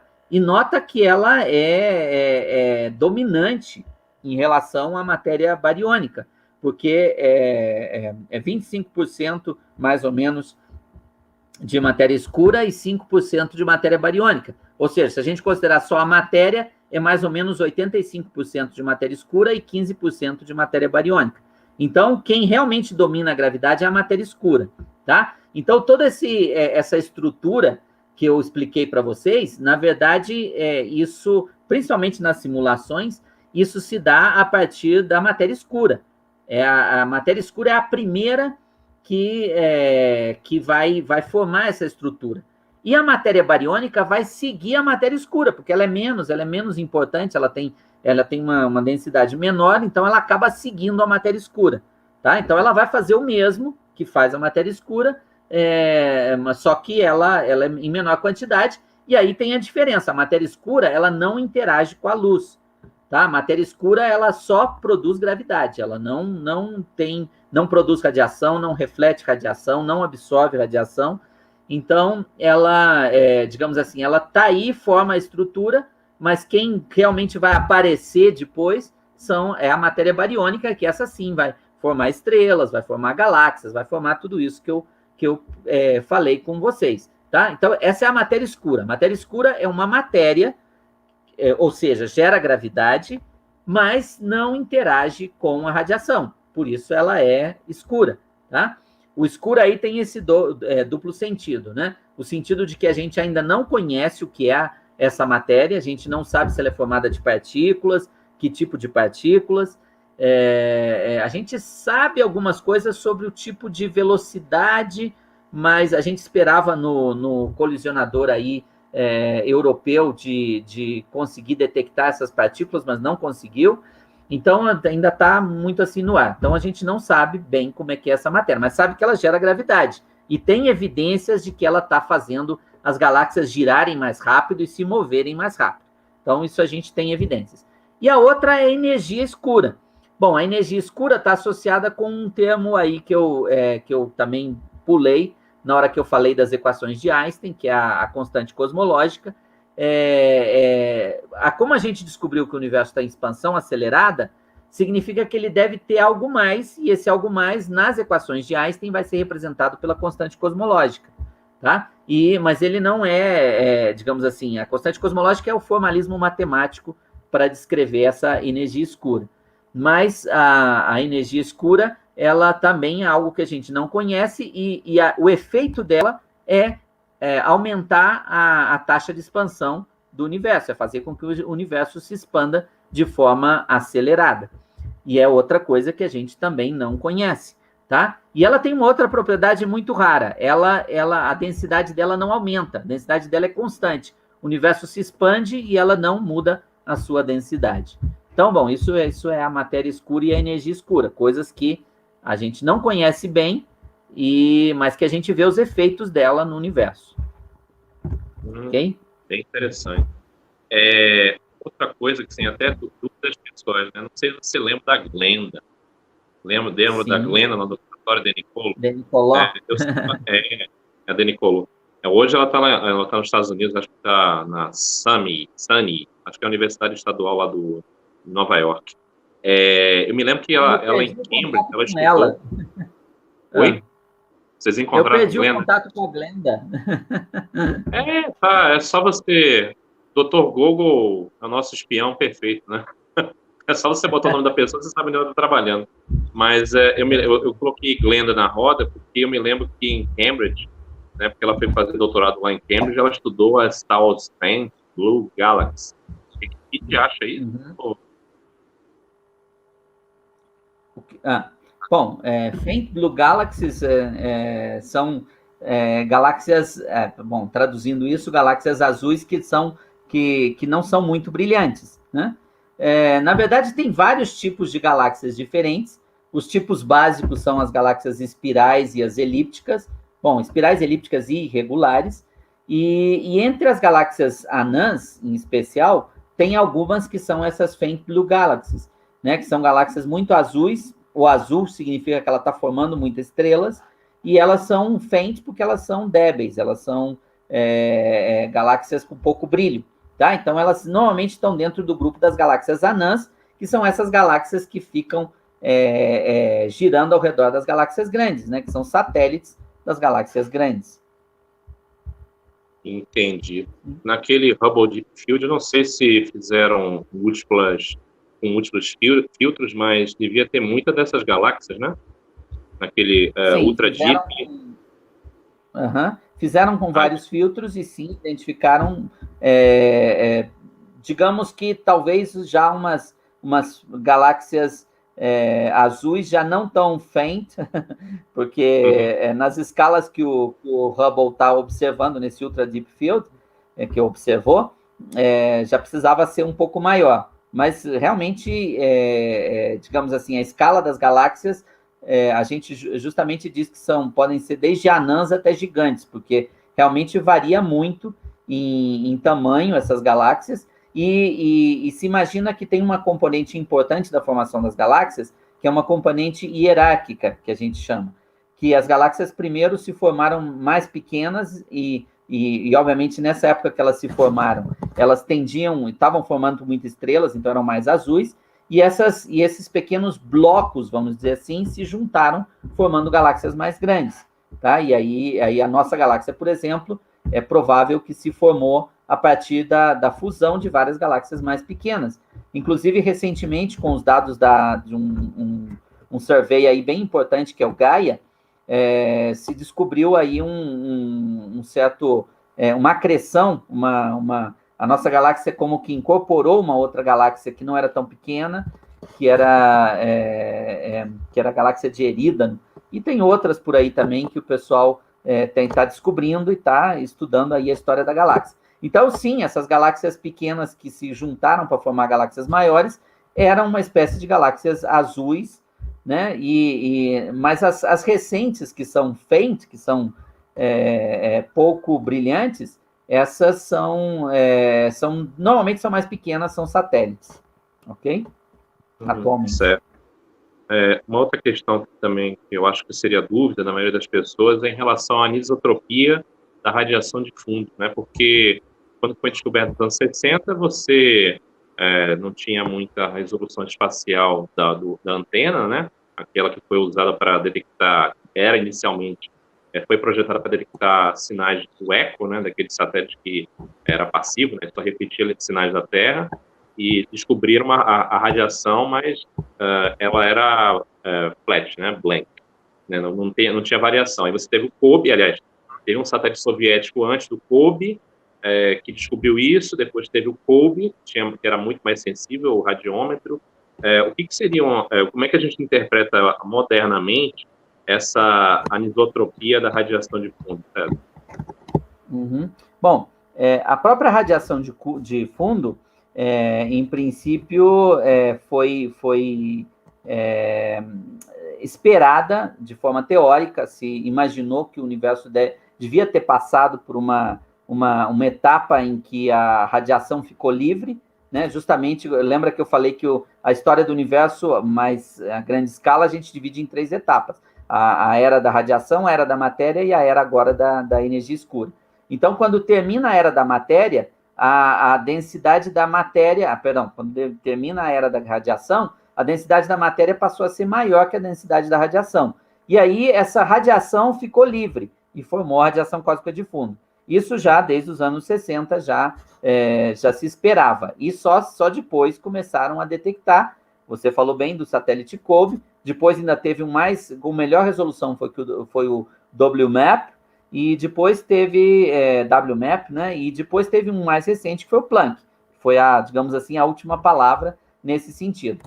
Mas desde o COBE já se começou a perceber que tinha, sim, essas anisotropias, essas irregularidades, né? Então, que essa radiação, embora seja uma radiação muito homogênea a grande escala e seja uma radiação, digamos assim, que se descreve perfeitamente como um corpo negro, né? Ela tem uma temperatura única, ela tem essas variações em escalas de 10 a menos 3 a 10 a menos 5 de graus, né? Uma fração muito pequena do grau. Então tem essa variação, e essa variação está associada com uma espécie de uma fotografia de como estava o universo nessa época que a radiação se separou da matéria. Tá? Então, lembra que eu falei das perturbações. Então, o universo tinha perturbações, tanto na matéria escura, como na matéria bariônica, como na radiação. Mas a radiação ficou livre e passou a radiação não cresce, as variações, as perturbações na radiação não crescem, porque porque a radiação ela tem muita energia e ela não vai colapsar e formar objetos. Então, a matéria escura não interage com a radiação, então na matéria bariônica, essa sim, as perturbações foram crescendo e formaram galáxias, aglomerados de galáxias, superaglomerados, etc. E a radiação ficou paralisada, do jeito que estava naquela época. Então, ela nos dá uma impressão de como eram as perturbações nessa época. Então, isso é o que permite a gente fazer todo o modelado a partir da radiação cósmica de fundo para chegar até o universo como é hoje. Tá? Elas são justamente essas anisotropias que indicam para a gente as perturbações que existiam no universo nessa época. Ok? Certo. César, como é que você está de tempo? Ainda tem umas perguntinhas. Manda bala. Agenda livre? Então, sim. Vamos lá.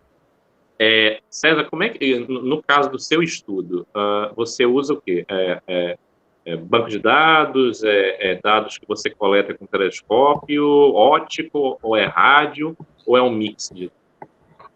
Ok, bom, é um pouco de tudo, mas a ideia é a seguinte, a gente, para observar, para obter dados em astronomia, a gente tenta utilizar todo o espectro eletromagnético, como você disse, então a gente tem, observa raios gama, raios X, ultravioleta, óptico, infravermelho, rádio, etc., todo o espectro, só que desde a Terra só pode ser no óptico e no rádio, né?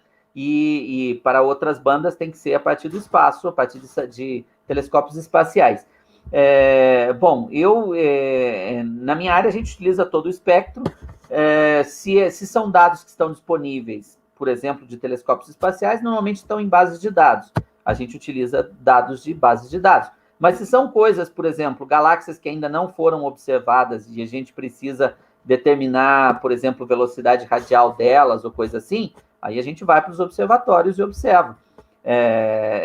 Eu já observei muitas galáxias, vamos dizer assim, da ordem de umas, não sei, pelo menos umas 5.000, uma a uma, e em diversos telescópios, principalmente do Chile, do Brasil, do México, da Índia também. Na Índia foram colaboradores que observaram, mas utilizando telescópios de lá, telescópios da África do Sul, telescópios da Austrália.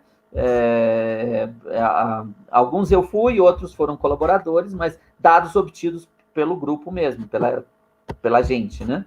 Certo? Então, tanto de bases de dados como de observação direta. E em todo o espectro, né? Eu trabalho principalmente utilizando dados de óptico, raio-x, ultravioleta e infravermelho. Normalmente não trabalho muito em rádio, não. Mas alguns colaboradores meus trabalham em rádio e a gente junta as coisas, né? É por aí, um pouco de tudo. Certo, César. Agora mais uma questão, não sei se cabe, né? Porque a gente tem uma estrutura de pós-graduação aqui em astronomia, né? Mas é claro que eu fiquei curioso também para ver as instalações do seu departamento de astronomia na Universidade de Guanajuato. Desculpe. O departamento é um departamento muito dinâmico, né? E pesquisadores que são muito competitivos, né? Se tiver alguém da audiência ou de repente alguém que no futuro veja esse vídeo e fique interessado, como é que vocês têm uma modalidade de estudantes internacionais, né?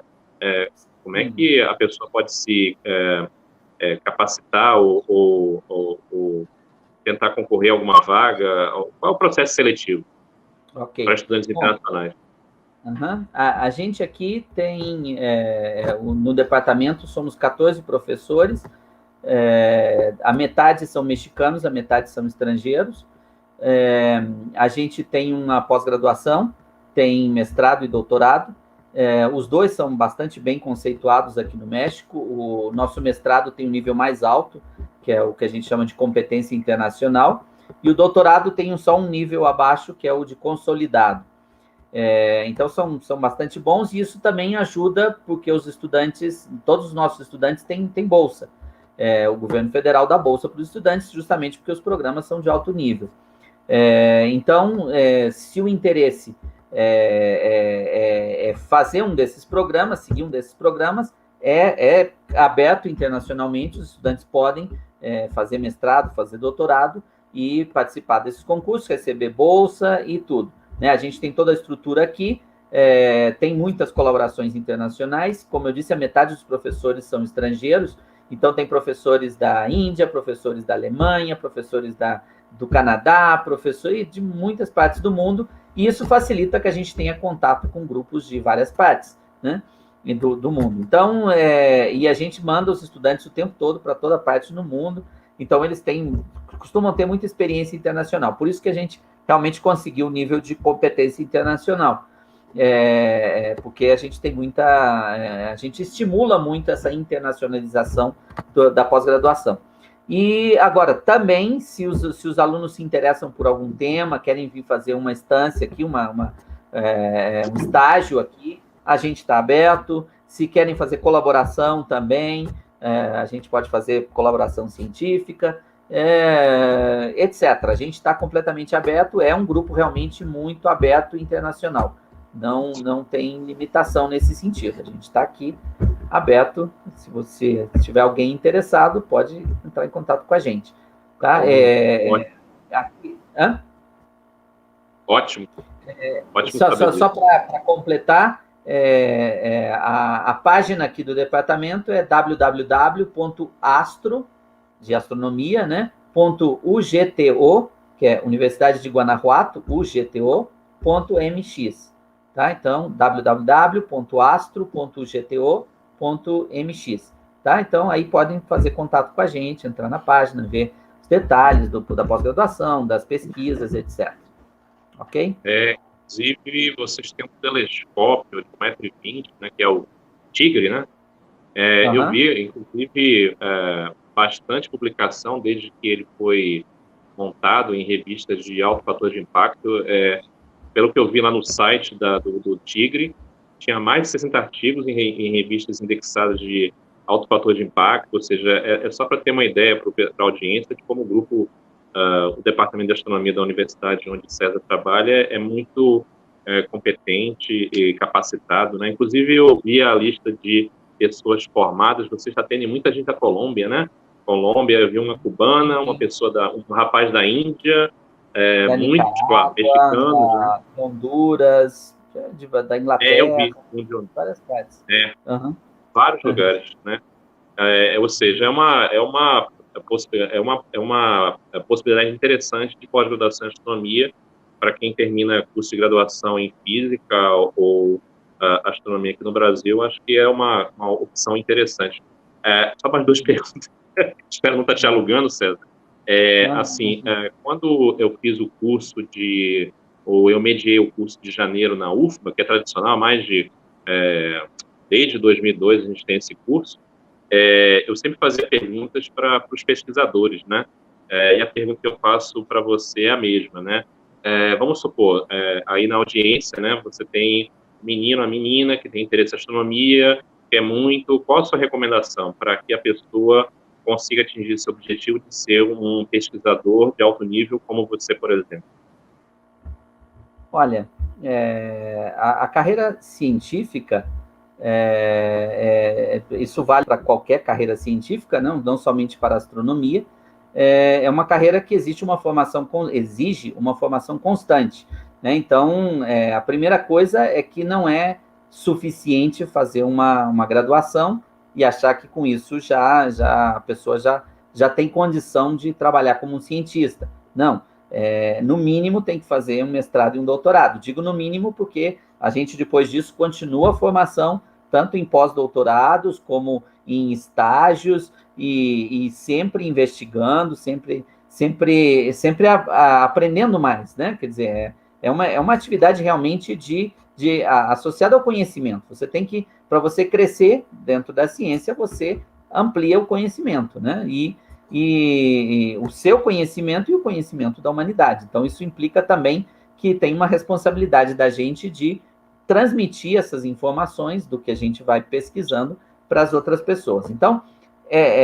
o primeiro ponto é esse, essa disposição de sempre aprender, de sempre continuar o processo de formação. A gente nunca está formado, a gente sempre está se formando, sempre está aprendendo, sempre está conhecendo mais. Nas carreiras científicas, normalmente, bom, agora limitando um pouco mais a questão da astronomia, as pessoas podem trabalhar em centros de pesquisa, em universidades, em alguns casos um pouco mais raros, em algumas empresas, em algumas instituições mais ou ligadas à tecnologia, ou ligadas à exploração espacial, ou, bom, em algumas áreas normalmente um pouco próximas. Então, mas o mais comum realmente é seguir a carreira de pesquisador e trabalhando em um centro de pesquisa ou uma universidade. Então, para entrar, para ter uma vaga, para ter uma posição numa universidade ou num centro de pesquisa, não é uma coisa tão fácil, você tem que provar que você é capaz de fazer pesquisa de qualidade. Então, isso implica que você tem que estar buscando publicar os seus trabalhos, os resultados, você tem que estar formando pessoas, né, formando novos pesquisadores, né, em todos os níveis, em graduação, em mestrado, em doutorado, e você tem que mostrar que você também retribui à sociedade o dinheiro público que é aplicado nas instituições. E então tem uma série de coisas que a gente tem que estar cuidando, tem que estar trabalhando. A gente faz, bom, eu particularmente faço com muito gosto, eu adoro pesquisa, eu adoro dar aula, eu adoro fazer divulgação, então para mim isso é normal, não tem nenhum problema nisso, e isso é o que se conta na hora que você vai conseguir uma vaga. E uma vez que você tem uma vaga, normalmente são instituições públicas e a tendência é você ter digamos assim, a menos que você tenha algum problema, você vai ter sua plaça, sua plaça, isso foi um espanhol que me escorregou aqui, a sua vaga até se aposentar, né? Então, e aí, mas isso não implica que você se estabilize assim em termos de parar de continuar se formando, você continua se formando o resto da vida, né? Essa é a ideia de um pesquisador, de um cientista. E, claro, a gente divide o nosso tempo em fazer pesquisa, em dar aula, em atender estudantes, em fazer divulgação. Isso digamos assim, é o dia a dia do trabalho de um pesquisador. Bom, não sei se é suficiente. Não, foi mais suficiente. Inclusive, eu complemento, assim, uma coisa que é interessante que você falou de trabalhar em empresas, né? Muita gente que trabalha em astronomia, né, faz mestrado, doutorado, ele se capacita na parte de processamento de dados, né, com a linguagem, por exemplo, Python ou C++, mais principalmente a questão do Python, né? E eu sei que, por exemplo, eu acessei a página de um professor de Caltech que trabalha com dinâmica do sistema solar, né, com mecânica celeste, e lá ele colocou a relação do destino dos ex-alunos, né? Acho que ele tinha uns 10 ex-alunos, 2 desses ex-alunos estavam trabalhando como cientistas de dados lá no próprio Vale do Silício. Ou seja, eles estavam trabalhando não com astrofísica, mas estavam trabalhando justamente com algo que eles adquiriram, ou uma expertise que eles adquiriram durante a formação básica como pesquisador, né? Uma outra coisa interessante é que, assim, novamente no curso de janeiro, pelo menos uns 4 pesquisadores, assim, de universidades variadas, da USP, Univap, falaram a mesma coisa, né? Aprendam Python, que é fundamental. Ou seja, isso é uma coisa que implica, né? Agora, só para finalizar, Sérgio, eu não sei se isso é meio pagar mico, né? Não sei se você ainda está familiarizado com as gírias aqui do Brasil, mas, assim, eu não aguento, né? Porque às vezes eu sou um pouco formal. E eu acho que é uma coisa que ajuda, de repente, a pessoa a se interessar mais até, quer dizer, claro, o curso daí de astronomia, mestrado, doutorado tem altíssimo nível, como você mostrou e eu também comentei. Mas, cara, como é que é morar aí no céu, hein, da Disney? Olha, essa é uma outra coisa interessante aqui de Guanajuato. Guanajuato é uma cidade que é patrimônio da humanidade. ela é patrimônio porque tem um patrimônio arquitetônico importante, colonial. Aí no Brasil, algumas pessoas devem conhecer a cidade de Ouro Preto, ela seria o equivalente de Ouro Preto aqui no México. Então, ela tem esses edifícios históricos e todo esse patrimônio arquitetônico que é muito importante, mas, além disso, ela tem é uma das poucas cidades que, na parte central da cidade, a metade da cidade está embaixo da terra. Tá? Ela é cheia de túneis. Então, a gente, normalmente, tanto os carros, as pessoas, até as pessoas, os ônibus, se movem por baixo, e em cima você só anda a pé, só a parte turística, mas para você se mover na cidade, você se move por túneis. E é uma coisa bem interessante, porque você imaginem assim, túneis que têm cruzamentos, esquinas, curvas, assim, é uma malha viária completamente subterrânea. É algo bem interessante. Outra coisa é que aqui tem um processo de mumificação natural. A questão do clima e da química do solo, isso mantém, mumifica naturalmente. Então, aqui tem múmias naturais. Embaixo do cemitério da cidade é um museu, então as pessoas entram e veem os corpos mumificados naturalmente aí das pessoas. E é uma cidade muito bonita, é uma cidade assim especial e foi cheia de cultura, né? Quer dizer, no México todo lugar tem muita cultura. Aí faço um paralelo com o Brasil. Aqui as pessoas preservam muito mais a cultura do que no Brasil, infelizmente para o Brasil. Aí a gente tem uma ideia meio de destruir, principalmente o patrimônio arquitetônico. E então tem muito poucos lugares que preservam coisas históricas, culturais, etc.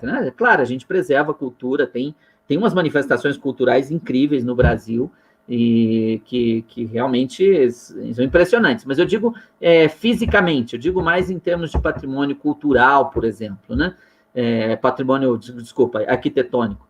Né? E no México transpira muito mais isso. Aqui a cultura plasmada em arquitetura, em construções, em coisa, é muito mais preservada. E Guanajuato é um exemplo disso. Então, é uma cidade incrível, é impressionante, todas as pessoas que vêm me visitar aqui ficam encantadas e a gente é um lugar, assim, especial no mundo. É isso. E justamente a observação que eu fiz foi porque aí no México chamaram de Coco, né, o filme, e aqui no Brasil de Viva, a Vida é uma Festa. E aí a sua cidade, né, ela inspirou, quer dizer, foram duas cidades no México que inspiraram lá a representação do céu no filme, né? Uma delas, inclusive, acho que tem a estátua de aqui no Brasil chamava de Ernesto de la Cruz, né?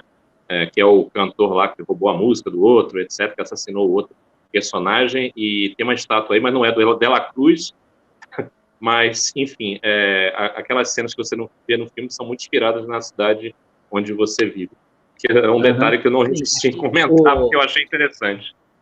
O cantor aqui, no caso, é o Jorge Negrete, que tem a estátua dele e tudo. Né? Quer dizer, sim, aqui na cidade tem estátuas de figuras importantes históricas aí da música e coisa assim. A cidade tem esse tipo de coisas. E sim, obviamente, no filme aí da Disney era uma representação fictícia, mas era baseada na realidade, sim.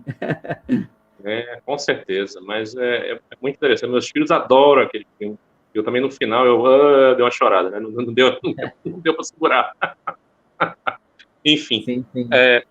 Foi um prazer. Muito obrigado por nos brindar com o seu seminário. Esperamos contar com a sua presença em outras atividades no futuro, né? Porque, como falei umas 3 ou 4 vezes, a gente tem um curso que é muito tradicional de astronomia aqui na Bahia, que é o curso de extensão de astronomia da UFBA, Universidade Federal da Bahia. E se você tiver disponibilidade na época, que normalmente acontece sempre em janeiro, a gente ficaria muito feliz em poder contar com a sua participação. Claro. Ok, então, César, muito obrigado, hein? E eu acho que aí já é boa tarde, né? Um excelente fim de dia. Ainda tem sol aqui. Boa tarde. Ok, Valeu, Alberto. César. Um abraço, hein? Vamos lá encerrar aqui, então, a sessão. Pessoal, então, eu vou encerrar mais esse seminário, né, fazendo o nosso tradicional, o que vem por aí, né? Então, a gente vai receber uma data ainda a se definir, né, professor Henri Michel Pierre Plano, da Universidade Estadual de Santa Cruz, que vai falar para a gente algo sobre instrumentação astronômica, né? O professor Henry, ele trabalha com astronomia, se não me engano, né, posso até estar um pouco equivocado, mas é pelo Lattes, com astronomia extragaláctica, assim como o professor César Augusto, né? Então, agradeço, como sempre, a audiência e a gente se vê numa próxima oportunidade. Então, boa noite para todo mundo e muito obrigado.